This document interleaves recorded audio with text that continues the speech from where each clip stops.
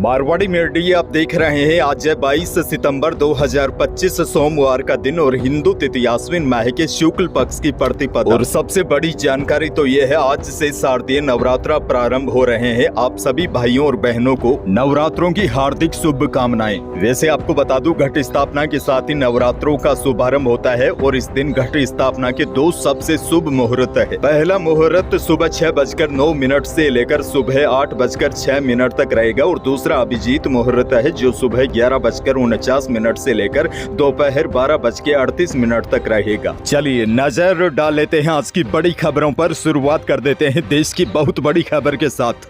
बड़ी खबर, प्रधानमंत्री नरेंद्र मोदी ने रविवार को देश के नाम संबोधन दिया। उन्होंने कहा 22 सितंबर को सूर्योदय के साथ ही जीएसटी बचत उत्सव शुरू हो जाएगा। पीएम मोदी बोले इसका फायदा सभी वर्गों को होगा। साथ ही में पीएम ने जनता से अपील की है कि वही सामान खरीदे जिसे बनाने में देशवासियों का पसीना लगा हो। पीएम ने 20 मिनट के संबोधन में जीएसटी रिफॉर्म, आत्मनिर्भर भारत और स्वदेशी पर जोर दिया। उन्होंने राज्य सरकारों से भी अपील की है कि स्वदेशी के अभियान के साथ मैन्युफैक्चरिंग को गति दे, निवेश के लिए माहौल बनाए। केंद्र और राज्य मिलकर आगे बढ़ेंगे तभी सपना पूरा होगा। खैर आगे बढ़ेंगे। बड़ी खबर देखिए, देश में आज से कई बड़े बदलाव लागू हो रहे हैं और सबसे बड़ा बदलाव तो आज से ये होगा, अब केवल 2 स्लैब में ही जीएसटी लगेगा, 5% और 18%। इस फैसले से आम लोगों को सबसे बड़ा फायदा होगा क्योंकि अब आम जरूरत की चीजें जैसे पनीर, घी, साबुन, शैम्पू, बाइक, एसी, सीमेंट, कारें सस्ती हो जाएगी। जैसे सीमेंट पर पहले टैक्स 28% था जिसे घटाकर अब 18% कर दिया है। इससे घर बनाने या मरम्मत का खर्चा कम होगा। टीवी, एसी जैसे सामान पर भी टैक्स 28% से घटाकर 18% हो गया है। इससे यह भी चीजें सस्ती मिलेगी। इसके साथ ही आम लोगों को छोटी कारें और मोटरसाइकिलें भी सस्ती मिलेगी। बहरहाल आगे बढ़ना होगा। राजस्थान से बड़ी खबर, मुख्यमंत्री भजनलाल शर्मा ने रविवार को मुख्यमंत्री कार्यालय से ऊर्जा विभाग की समीक्षा बैठक की। बैठक के दौरान मुख्यमंत्री ने अधिकारियों को निर्देश दिए हैं कि आगामी रबी सीजन में प्रदेश के किसानों को पर्याप्त और निर्बाध विद्युत आपूर्ति सुनिश्चित की जाए ताकि कृषि कार्यों में किसी भी प्रकार की समस्या किसानों के सामने नहीं आए। रविवार को मुख्यमंत्री ने प्रदेश में बिजली की वर्तमान आपूर्ति व्यवस्था, जारी विद्युत परियोजनाओं और भविष्य की योजनाओं की विस्तार से समीक्षा की। उन्होंने यह भी कहा कि राज्य सरकार किसानों के हितों के लिए प्रतिबद्ध है और किसी भी स्थिति में किसानों को बिजली संकट का सामना नहीं करने दिया जाएगा। आगे बढ़ेंगे। एक और बड़ी खबर, सीएम भजनलाल शर्मा ने कहा है कि हमने युवाओं को 1 साल में 1 लाख सरकारी नौकरी देने का वादा किया था। जुलाई तक हमने 75,000 लोगों को नौकरी दे चुके हैं और इसी साल 75,000 नौकरियां और देंगे। सीएम बोले युवा इंतजार नहीं करें, मेहनत करें, सरकारी नौकरी मिलेगी। वहीं प्राइवेट क्षेत्रों में भी हमारी सरकार लगातार काम कर रही है। मुख्यमंत्री बोले हम प्राइवेट क्षेत्रों में भी लगातार काम कर रहे हैं। राइजिंग राजस्थान के माध्यम से निजी क्षेत्र में भी आपके लिए बहुत बड़े अवसर पैदा करेंगे। एक और बहुत बड़ी खबर, राजस्थान में भी जीएसटी की दरों के बदलाव के असर से सरस घी, बटर और पनीर सस्ते हो गए हैं। वैसे आपको बताऊं तो 1 लीटर सरस घी 37 रुपए सस्ता हो गया है। वहीं 1 किलो पनीर 18 रुपए और 500 ग्राम बटर 18 रुपए तक सस्ता होगा। वैसे फिलहाल सरस घी और बटर की नई कीमतें पूरे प्रदेश में लागू होगी, जबकि पनीर, टेट्रा पैक, दूध और आइसक्रीम की नई कीमतें केवल जयपुर जिले में ही फिलहाल लागू होगी। आपको बता दें, केंद्र सरकार ने दूध से बने उत्पाद पर लगने वाली जीएसटी की दरों को 12% से घटाकर 5% और जिन पर 5% जीएसटी लग रही थी उनको शून्य कर दिया है। जोधपुर से बड़ी खबर, अमित शाह ने बताया दिव्यांग जन सशक्तिकरण का बजट 2014 में 338 करोड़ का था। मोदी सरकार ने इसे बढ़ाकर 1313 करोड़ तक पहुंचाने का काम किया। अमित शाह बोले हमारी सरकार ने ढेरों सारी सुविधाएं दिव्यांग जनों के लिए विकसित की। केंद्रीय गृह मंत्री अमित शाह रविवार को जोधपुर के दौरे पर थे। उन्होंने रामराज नगर चौका के पारसमल बोहरा स्मृति महाविद्यालय भवन का शिलान्यास किया। इस दौरान अमित शाह ने कहा 35 अंतर्राष्ट्रीय और 55 घरेलू हवाई अड्डों को दिव्यांग जनों के लिए सुगम बनाने का काम हमारी सरकार ने किया है। राजधानी जयपुर से बहुत बड़ी खबर है। जयपुर एयरपोर्ट पर कस्टम विभाग ने बड़ी कार्रवाई करते हुए 11 करोड़ रुपए के गांजे के साथ एक युवक को गिरफ्तार किया है। बताया जा रहा है आरोपी युवक ट्रॉली बैग में गांजा लेकर बैंकॉक से आने वाली फ्लाइट संख्या FD 130 से जयपुर एयरपोर्ट पर उतरा था। सवाई माधोपुर से बड़ी खबर, पूर्वी राजस्थान नहर परियोजना यानी कि ERCP के तहत प्रस्तावित डूंगरी बांध को लेकर विरोध तेज होता जा रहा है। सवाई माधोपुर जिले के चकेरी गांव में ग्रामीणों ने एक महापंचायत आयोजित की जिसमें सवाई माधोपुर और करौली जिले के डूब क्षेत्र से आने वाले गांव के हजारों लोग शामिल हुए। ग्रामीणों ने साफ कहा कि किसी भी कीमत पर डूंगरी बांध नहीं बनने दिया जाएगा। महापंचायत में लगभग हर गांव से आए वक्ताओं ने अपनी बातें रखी और कहा कि डूंगरी बांध बनने पर ग्रामीणों की जमीन, जंगल और घर उजड़ जाएंगे। अनुमान है कि अभी 76 गांव विस्थापित होंगे, लेकिन भविष्य में यह संख्या बढ़कर लगभग 300 तक पहुंच सकती है। ग्रामीणों ने चेतावनी दी है कि वह किसी भी सूरत में अपनी जमीन और पहचान नहीं छोड़ेंगे।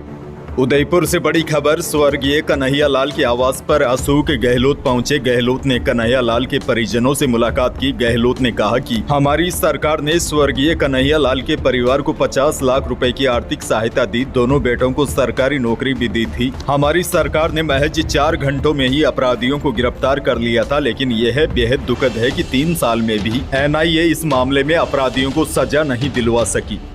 जोधपुर से एक और बड़ी खबर, राजस्थान SOG ने लोगों को ठगने वाले सातिर बदमाश को उसके 2 साथियों के साथ गिरफ्तार किया है। आरोपी प्रिंस सैनी उर्फ बंसी लाल ने फर्जी कंपनियों के जरिए अलग अलग समय पर लोगों से 50 करोड़ की ठगी कर चुका है। और बड़ी बात तो यह है, हाल ही में आरोपी ने 6 लाख रुपए में स्कॉर्पियो कार देने का झांसा देकर करीब 250 लोगों को ठग चुका है।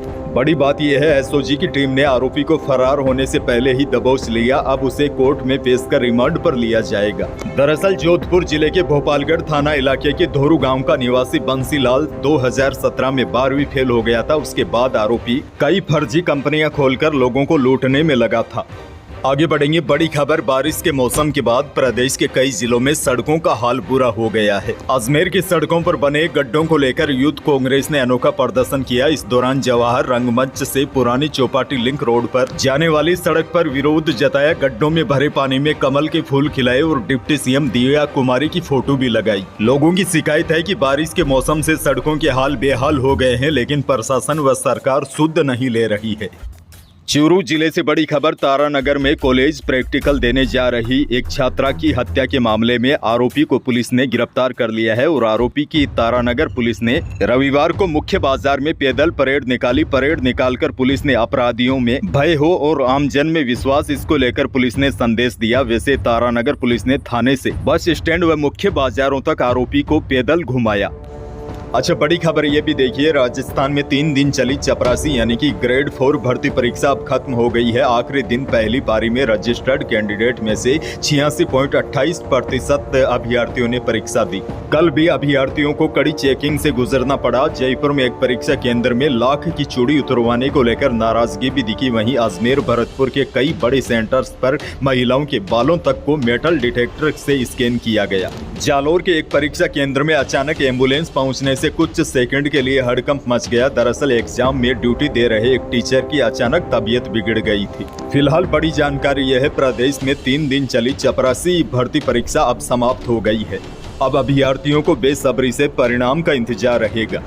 मौसम को लेकर भी बड़ी खबर आ चुकी है। राजस्थान समेत पूरे देश से मानसून अब धीरे धीरे पीछे हट रहा है। मौजूदा समय से राजस्थान का आधे से अधिक इलाका और गुजरात का एक बड़ा हिस्सा, पंजाब और हरियाणा के कुछ हिस्सों से मानसून विदाई ले चुका है। हालांकि राजस्थान के दक्षिणी पूर्वी जिलों में अभी भी कई स्थानों पर बारिश हो रही है। वहीं मौसम विभाग की ताजा रिपोर्ट के अनुसार राजस्थान के अंदर सिर्फ 23 सितम्बर तक बारिश की चेतावनी है। उसके बाद राजस्थान के दक्षिणी पूर्वी जिलों में भी बारिश का सिलसिला थम जाएगा। प्रदेश में 24 और 25 सितंबर को कहीं पर भी बारिश का कोई भी अलर्ट नहीं है। ऐसे में उम्मीद जताई जा रही है कि अब जल्द ही मानसून पूरे प्रदेश से विदा हो सकता है। अंत में खेल जगत से जुड़ी बड़ी खबर आपको दे दूं, भारतीय टीम ने एशिया कप 2025 में भी पाकिस्तान पर लगातार दूसरी जीत दर्ज की। टीम ने रविवार रात को दूसरे सुपर 4 मैच में पाकिस्तान को 6 विकेट से रौंद दिया।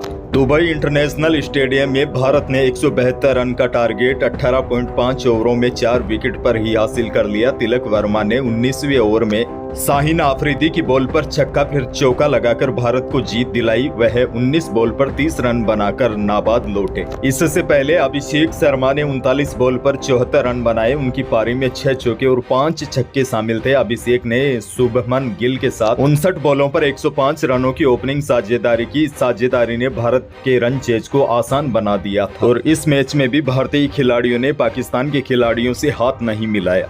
तो यही थी प्रदेश देश की आज की कुछ बड़ी और महत्वपूर्ण खबरें। वीडियो को लाइक करना बिल्कुल न भूलिए और चैनल पर नए हैं तो सब्सक्राइब जरूर कीजिए ताकि आप अपडेट रहे बड़ी और काम की खबरों से।